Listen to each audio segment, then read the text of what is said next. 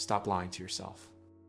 Right now, as you watch this, there's something you're refusing to feel. Something you've buried so deep, you've convinced yourself it doesn't exist anymore. But here's what nobody tells you. That emotion you're hiding, it's not gone. It's feeding on you from the inside. Every time you say, "I'm fine," when you're not. Every time you swallow your anger, push down your sadness, or fake a smile through the pain, you're not being strong. You're slowly destroying yourself. And the worst part? You think you're protecting yourself. But what you're really doing is handing over control of your entire life to feelings you won't even acknowledge. If you've ever said, "I'm fine," when you were breaking inside, type "fine" in the comments right now. Let me tell you something. Most people never realize until it's too late. What breaks us isn't always what happens to us. It's what we choose to bury deep inside and never face. We think strength means keeping it together, smiling when we want to scream, saying "I'm good" when inside we're falling apart. But that's not strength. That's a time bomb waiting to explode. You see, emotions don't follow your rules. They don't care that you've decided they're inconvenient or embarrassing or weak. When you repress them, they don't disappear. They go underground. They settle like toxic waste in the corners of your mind. Invisible at first, but heavy enough to shape the way you think, the way you behave, even the way your body physically feels. And here's the twist that changes everything. Those very emotions you locked away in the name of survival are the ones silently making you weaker every single day. In The Body Keeps the Score, Dr. Bessel van der Kolk spent decades studying trauma survivors. His research revealed something terrifying. Your body literally keeps a record of every emotion you've refused to process. That anger you swallowed at 15, your nervous system still remembers. That grief you never allowed yourself to feel, it's stored in your muscles, your organs, your very cells. Your body doesn't forget, it just waits for you to finally listen. Think about the movie Inside Out. Yeah, it's animated, but the psychology is dead accurate. Remember when Riley tried to stay positive and push down her sadness? Everything fell apart. Her personality islands crumbled. She became numb, disconnected, unable to feel joy because she refused to feel sadness. That's not just a kid's movie. That's your life. That's everyone's life who thinks they can selectively numb emotions. But why do we do this? Why do we repress in the first place? It's simple and it's brutal.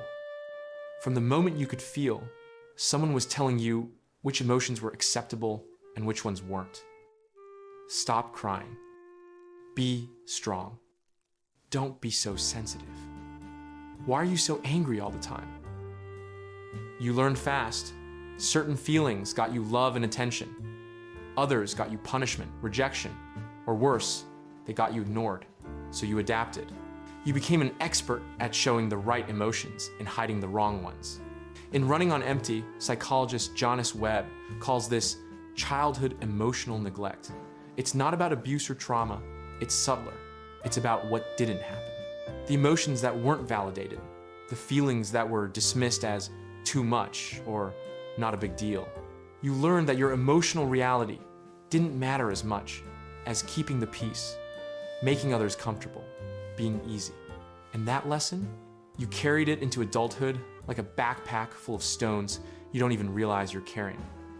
Psychology shows us something fascinating about this. Emotions aren't problems to solve, they're signals. Messengers carrying information about your needs, your boundaries, your truth. When you silence the messenger, the message doesn't disappear.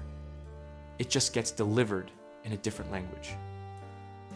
That anger you never expressed, it transforms into passive aggression, constant irritability, or chronic stress that makes your jaw clench even in your sleep. That sadness you wouldn't let yourself feel, it shows up as numbness, lack of motivation, or this exhausting fog that makes everything feel harder than it should.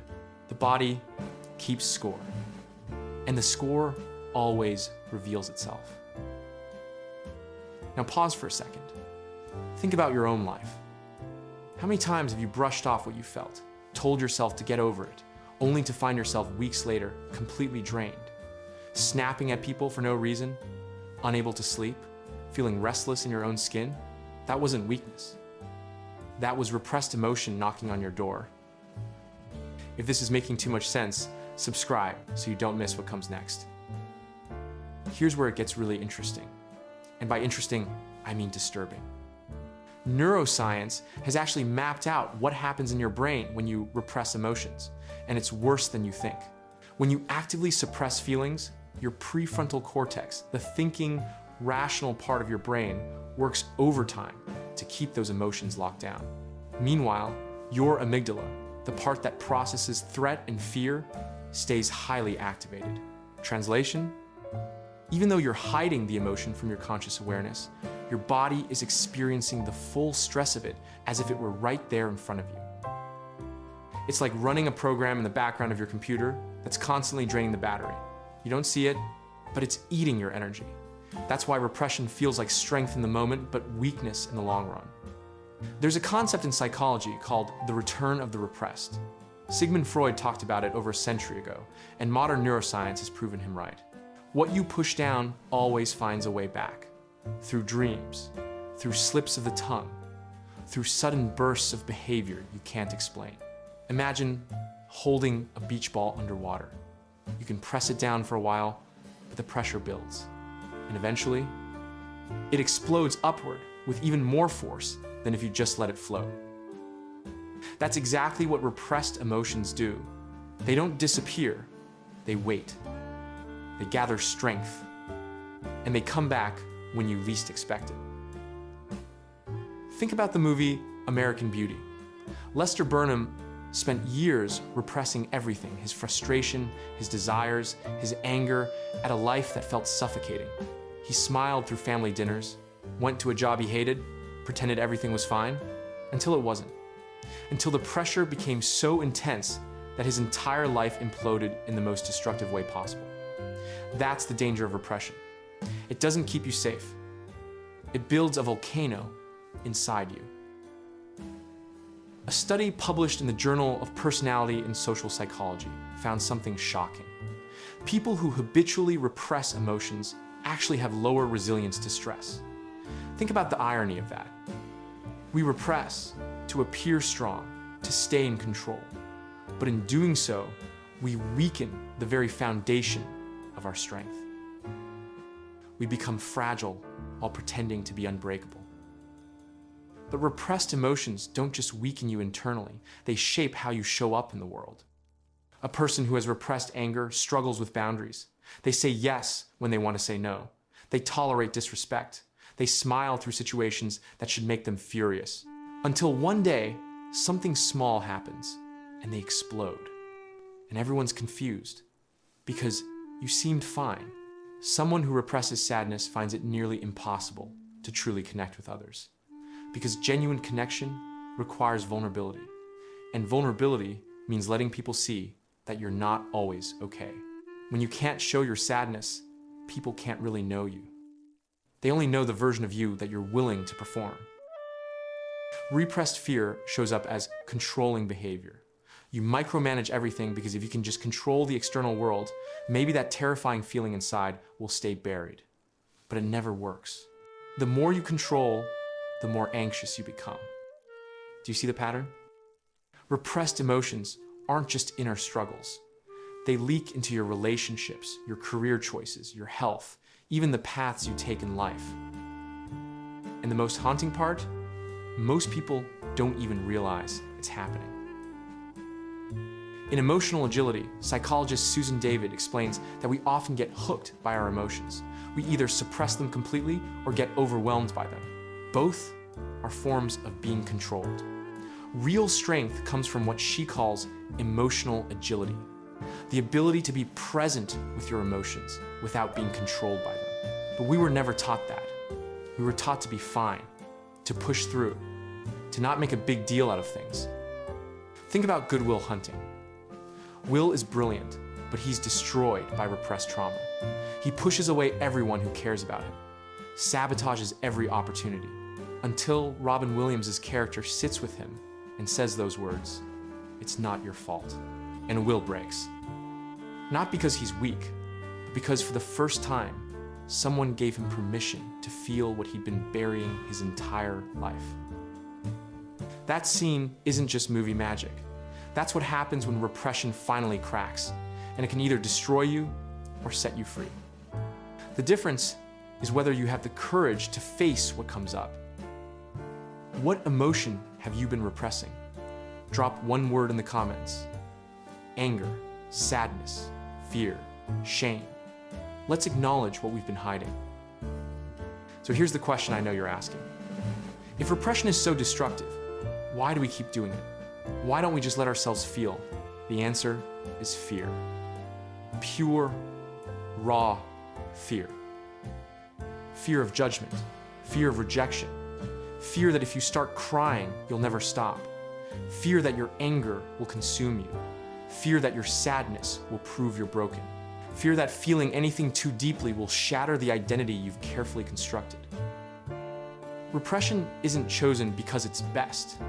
It's chosen because it feels safer than the alternative. It's a shield you hold against a world that punishes vulnerability. But here's the brutal truth. The shield becomes the prison. There's something called emotional conditioning. Over time, your brain creates shortcuts. If every time you cried as a kid, you were told to stop, your brain made a rule. Crying is unsafe. Hide it. If showing anger got you punished, your mind decided anger is dangerous. Repress it. These rules become unconscious, automatic.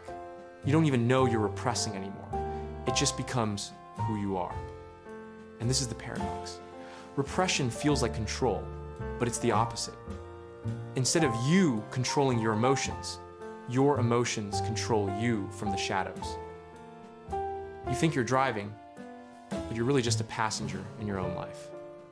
Research in affective neuroscience shows that emotions have a biological half-life. When fully felt, most emotions naturally subside within minutes. It's repression that stretches them into years of quiet suffering. Think about that.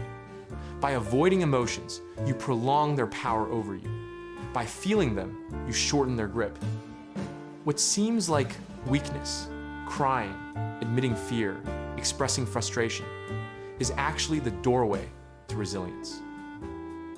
Listen, subscribing takes 2 seconds, and it helps this message reach someone who desperately needs to hear it. Don't scroll past this. So what's the answer? How do we step out of this prison? The answer isn't repression, and it's not explosion, either just vomiting your feelings everywhere without awareness. The answer is integration. To integrate means to allow your emotions to exist, to acknowledge them, to learn from them, without letting them dominate you. Integration transforms weakness into wisdom. Imagine your emotions like this. They're not enemies to defeat, they're teachers with lessons you need to learn. Anger teaches you where your boundaries are. Sadness shows you what truly matters to your heart.